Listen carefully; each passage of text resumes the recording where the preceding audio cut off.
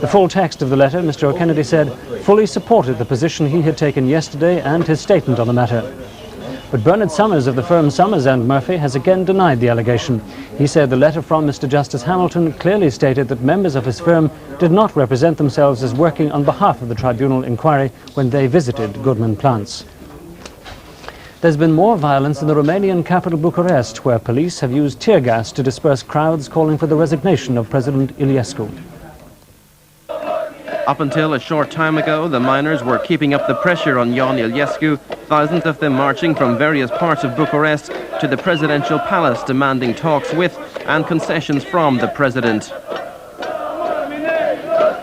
He was taking no chances and mobilized the special security forces to protect the palace.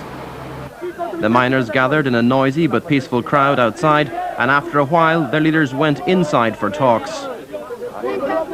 Last night's clashes were concentrated around the main television centre in Bucharest. Riot police armed with truncheons and tear gas managed to stop the miners from entering the TV station.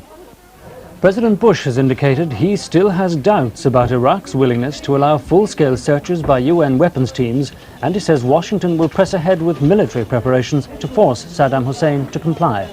Outside the inspector's compound, angry pro-Saddam demonstrations have been continuing. The Baghdad siege is now in its fourth day, with no indication that the release of the UN team is imminent. That's despite an assurance from the Iraqi ambassador to the United Nations, Abdulhamir al-Anbari, that they could go free if they carried out an inventory of the disputed documents taken from a nuclear research building. But that inventory has not been allowed to begin, according to the leader of the inspection team, David Kay. And Kay's contention that Saddam has been rebuilding his weapon stocks has been reinforced by new evidence of his plans for a supergun. The standoff has now become a new war of nerves between Presidents Bush and Saddam.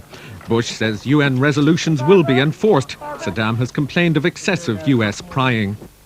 News again at 6:01 with Sean Dignan and Ann Doyle. Good afternoon.